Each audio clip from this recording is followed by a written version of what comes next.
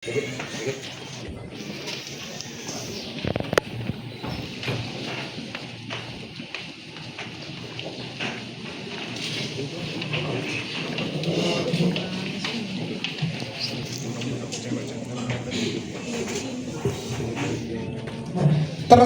pembakaran FA adalah tersangka yang paling kiri sini. Lanjut. Nah, rekan-rekan bisa lihat di sini. Waktu tersangka membakar, saya akan jelaskan. Geser dulu.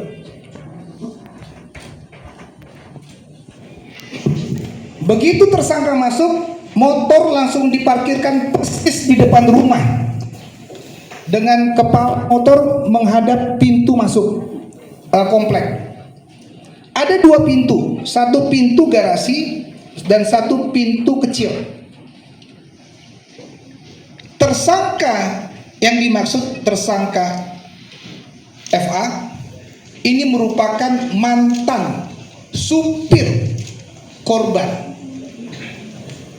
Saya ulangi, dia merupakan mantan supir korban yang sudah tidak bekerja lagi. Sehingga tersangka mengetahui selak-beluk yang ada di komplek dan yang ada di rumah. Selama 3 tahun terakhir dan bahkan lebih yang bersangkutan sudah kerja.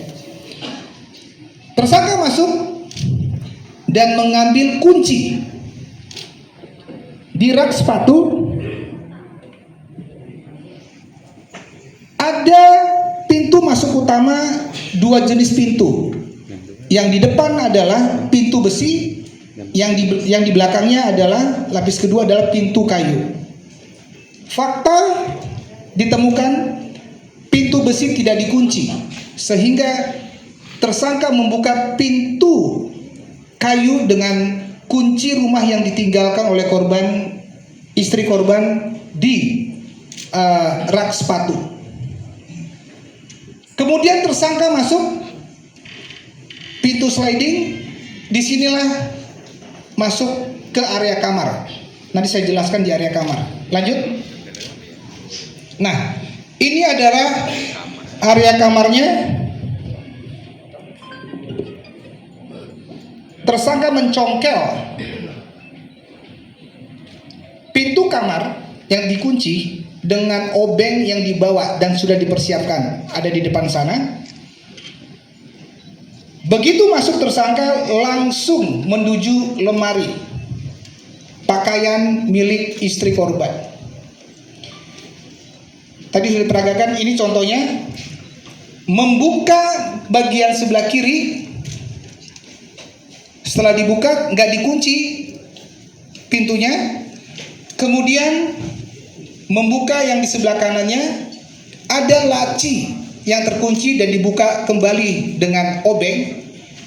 Disitulah adanya perhiasan milik istri korban ada di depan situ, yang berhasil didapat oleh tersangka, dipindahkan ke tempat tidur. Karena tersangka bawa tas lempang, isi tas lempang dikeluarkan. Salah satunya adalah pertalite yang ada di botol, dan memasukkan perhiasan yang dicuri ke dalam tas lempangnya. Kemudian dilanjutkan, setelah berhasil mencuri perhiasan, dilanjutkan proses pembakaran. Tersangka mengambil tisu bambu yang ada di dekat TV, kemudian membakar pertama kali di sebelah sini, di bagian pintu, di bagian dalam baju yang digantung. Kemudian dibakar kedua di sebelahnya, dan dibakar ketiga di bawah laci. Kemudian dibakar keempat, spring bed di tempat tidur ini, dan memastikan terbakar. Tidak cukup dengan itu, ternyata tersangka mengeluarkan pertalite yang dibelinya dengan menyiramkan di area 1, 2, 3 dan sisanya dimasukkan, dilempar ke dalam tempat tidur. Sisa botol dan sisa pertalite dibuang di bawah tempat tidur. Ini disiramkan di meja-meja semua. Dan inilah kondisi kamar setelah terbakar. Lanjut. Di sini saya menjelaskan timeline pasca pembakaran. 4 November,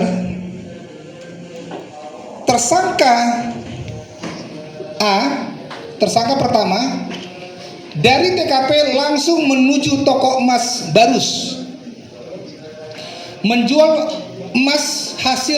perhiasan hasil curian tanpa surat senilai 25 juta rupiah berhasil dijual, 25 juta rupiah, dan tersangka 1 menghubungi tersangka 2 Simamora, ya, tersangka 2 untuk bertemu di SPBU sambil menanyakan situasi rumah Pak Hakim dan memberikan uang jajan sebanyak 5 juta untuk tutup mulut.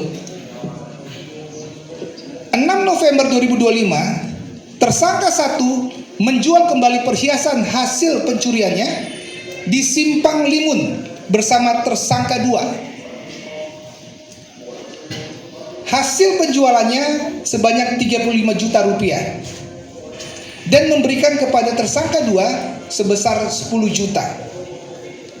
8 November, tersangka 1 menjual perhiasan hasil curiannya ke toko Barus, berarti sudah 2 kali dia jual di toko emas tersebut, tanpa surat juga, perhiasan itu tanpa surat, dengan menerima uang 60 juta rupiah. Tersangka 1 dari hasil penjualan, hasil rampokannya, hasil penjualannya, membeli sepeda motor seharga 9.200.000, sepeda motor baru. Kemudian 10 November, tersangka 1 bersama tersangka 3 ya, bersama tersangka 3 menjual perhiasan yang dicuri ke toko Mas Munte tanpa surat juga. Bisa dilihat di situ, tersangka 3 terekam CCTV dan baju pada saat terekam berhasil kita amankan juga di situ. Lanjut. 12 November, tersangka 1 menjual perhiasan ke toko Barus, sudah 3 kali berarti dia menjual di situ, seharga 280 juta. Namun demikian meminta untuk dikerjakan menempah kembali menjadi gelang dan cincin sebanyak 75 gram, tetapi belum sempat dijadikan barang. Inilah yang kita sita, emas batangan yang belum ditempa dari toko emas tersebut. 13 November, tersangka 1 bertemu dengan tersangka 2 di SPBU, menyerahkan kembali uang 10 juta sambil menanyakan apakah semuanya aman.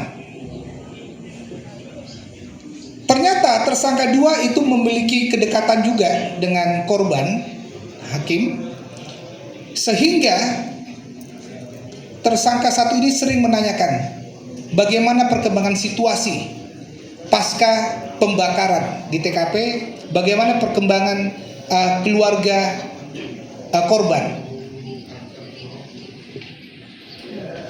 Tanggal 14 November, puji Tuhan, tersangka 1 berhasil diringkus oleh tim kita beserta dengan barang bukti lengkap dan sempurna. Lanjut. Inilah barang bukti hasil kejahatannya yang disita dari tersangka 1. Motor nanti ada di bawah. Cincin yang diserahkan kepada istri tersangka dan hasil uang sebanyak sekitar berapa ya? 200 juta. Dan kita mengamankan buku-buku rekening yang ada, buku rekening atas nama istri, buku rekening atas nama anak, dan baru dibuka dan uang hasil kejahatan dimasukkan ke situ. Lanjut. Ini adalah tersangka 2. Perannya adalah mengetahui rencana pencurian dan pembakaran, menerima hasil kejahatan 25 juta rupiah, dan ikut serta menjual hasil pencurian emas bersama tersangka 1. Itu adalah barang bukti yang berhasil kita sita, ada di depan sini juga. Kemudian selanjutnya, tersangka 3 HS peran membantu tersangka 1 menjual perhiasan ke toko Munte dan menerima hasil penjualan emas. Barang bukti ada ya pada saat dipakai sudah kita sita. Lanjut. Tersangka terakhir, tersangka 4 yang merupakan pemilik toko emas Barus. Perannya membeli hasil kejahatan penadah dari tersangka pertama sebanyak 3 kali, berupa cincin 4 buah, kalung 3 buah, gelang 4 buah, anting 3 buah, dan nilainya cukup fantastis, yang kesemuanya itu diterima oleh tersangka 4 tanpa adanya dokumen atau tanpa adanya surat-surat dari perhiasan itu sendiri. 1 keping emas hasil leburan berhasil kita sita, yang rencananya akan dibuat cincin gelang untuk tersangka 1. Lanjut. Demikian untuk paparan singkat perkembangan dari hasil proses penyelidikan, penyidikan, dan para tersangka yang sudah kita tetapkan sebagai tersangka. Saya rasa download Tribun X sekarang, menghadirkan lokal menjadi Indonesia.